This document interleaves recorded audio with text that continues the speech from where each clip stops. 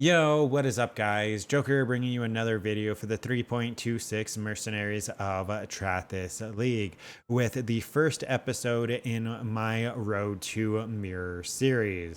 How this series is going to work is we're going to be farming a whole bunch of different currency making strategies, primarily in T16 maps, and we're going to grind all the way up to a mirror with these different strategies. The hope for every video is to get at least half of a mirror shard, if not a mirror shard, for every strategy before we swap, with the hopes that there's enough strategies that I'm able to give you guys that you find one that you like, that your characters can run effectively, and you can be on your way to farming your own Mage Blood, Headhunter, Mirror, right? Any of these end game chase uniques. We are going to go ahead and roll different characters as needed as well to show you the kind of characters you would want to use for that. So like right now, I'm a tornado shot character because I'm going to be doing mapping, and tornado shot characters are usually really good at mapping, right? I am a tornado shot elementalist, but that's just because that's something that I wanted to try. And this first video is going over farming harbingers. So I'm going to go ahead and show you, there should have been a bunch of clips at the start, right, of a bunch of drops. And then I'll have the Atlas tree down in the description, and we'll go over it before we effectively start as well. So the entry to this strategy is you need a character that can run T16 maps. You don't need a headhunter. You don't need a mage blood. You don't need all of this juiced gear. I am going to be using my headhunter because I have it and it makes it faster. You do not have to use it. You can use any belt that you want, or even the new Headhunter at Home flask that's only actually, I think, about the same price, but still. So with the rules out of the way, let's get into the actual series. So with the intro and the rules out of the way, let's start going over the first strategy. The first strategy that we're going to be running is going to be Harbingers. So we're grabbing all of the Harbinger nodes, and we're grabbing all of the Scarab nodes. We're also grabbing the Shaping nodes and these map nodes in the middle for us to have a higher chance of dropping T17s and T16.5s. We're taking singular focus, even though that does nerf our chance of getting the T17s and 16.5s. I've heard. I don't know if that's actually true, but people keep saying that. So we're taking that just to get extra currency drops. We're taking Searing Exarch altars because, as I explained in previous videos, in my opinion, they are just better than Eater altars. The altar modifiers are much more manageable. The fact that quantity and rarity is still a modifier on the on the Exarch altars, where it is not on the Eater altars. Oh my god, I can't speak. And then we're just taking the middle quantity will, right? And then the first wave. The scarabs that we're going to be using are going to be Harbinger Scarab of the War Hordes, Harbinger Scarab of Regency, and a Harbinger Scarabs, just Harbinger Scarabs, right? We're going to go ahead and throw these all in here. You do not need to buy the same amount of Scarabs that I bought. I want to hammer that home. You can buy how many ever you can afford. If you can only afford 20 maps worth, buy 20 maps, sell the loot, and then buy more scarabs. The reason why I use 20 as a baseline is you always want to run maps in bulk, because the chances that you're going to profit off of 1, 2, or 3 maps is extremely low. But the chance that you're going to profit off of 100 maps is significantly higher. So you always want to buy as many scarabs for the strategy that you're running as possible. If you can, like I said, if you can only afford 20 sets, do the 20 sets and then sell the loot and buy more. But yeah, that's pretty much the strategy that we're going to be running. Apart from that, we're going to be running a Harbinger on the... We're going to be running a Harbinger... Where is it? Harbinger... Am I blind? It's up here. Harbinger on the map device, which is 3C. For maps, we are just alking them. We really should be chisel and alking them, but for the most part, we're just going to be alking them. Make sure you don't have bricked maps. Make sure the maps that you're running have modifiers that your character can actually run.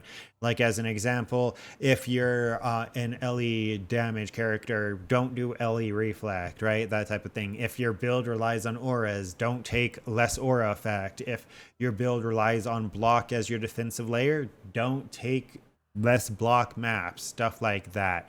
For the character that I'm currently running, we're ailment immune and we're LE reflect immune, so there's not really much that I'm not able to run.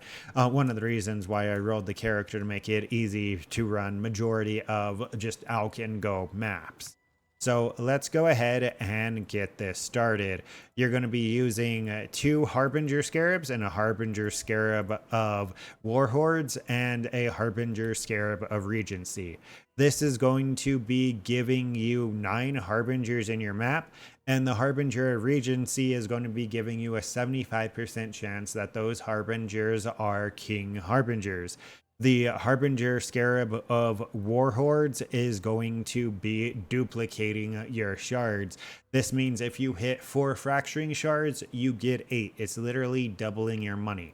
The current prices for these scarabs are going to be, I bought these for 10 each, I bought these for 10 each, so 20, and then I think these were like 3 each, so 6, 26, 29, about 30C roughly per map with the current prices of scarabs. What we're also going to go ahead and do is just take a whole bunch of chaos and put it in here. That way it doesn't take out of this chaos.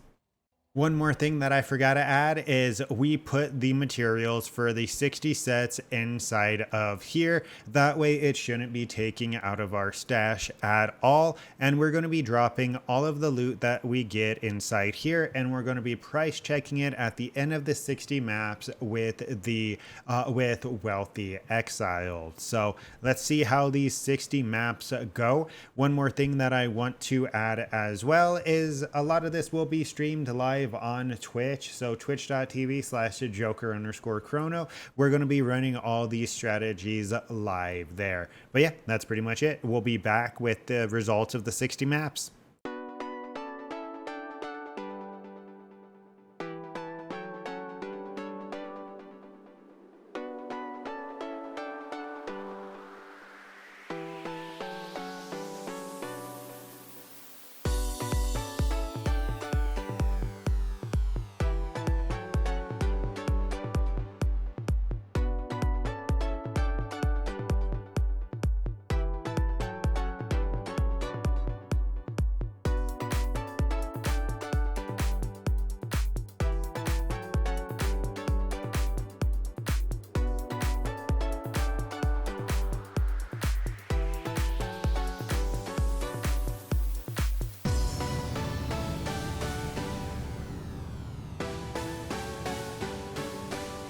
And we are back with the 60 maps completed. So we noticed something rather interesting. For whatever reason, even though the Atlas has the rucksack, it was tending to take the currency out of my stash or out of my inventory before it was taking it out of my rucksack. So I just went ahead and I threw the currency that was in the map rucksack into the loot tab for the test. And we have 45 div worth of loot. So I haven't fully decided if I am going to allow multiple mirror shards to be bought by each strategy, because I don't know if I can think of 20 different strategies to run, but as of right now, it is going to be a mirror shard per strategy. The vast majority of the loot is actually coming just from raw chaos and fracturing orbs. So those alone essentially make up 18 div, almost 19 div, actually more than that, because fracturing orbs are selling for closer to 5 div each than 4 div. So that we probably made more than that 45 div. But yeah, That's pretty much it for this first episode. Don't forget to like, comment, and subscribe to stay up to date with this and future content. The next strategy I'm running is either going to be shrines, strong boxes, um, destructive play, or Dune's Legion, or something with beach, or I haven't decided yet if you couldn't tell by that list, but I'm going to go ahead and decide on that next strategy, and we're going to go ahead and sell all this loot, empty out this tab. Okay, so we went ahead and bought our first mirror shard for 23 div. Next strategy that I believe I've decided on is going to be Legion Dunes. And that's just because I ran some mesas recently in this strategy and I scryed the Fortunate onto Dunes. So the next strategy is going to be kind of a two-pronged strategy. It's going to be Legion Dunes, but it is going to have the sub requirement of having at least a decent div card scryed onto it. And it doesn't have to be Fortunate. It can be any of the good div cards anywhere on the atlas, right? You could do something like Tower so you can get the Nurse. You can do something like Defiled Cathedral to get the Mage Blood. You could do, like I did, Mesa for Fortunate, and any of the other maps that drop decent div cards. Just go ahead and scry it onto Dunes for that additional profit.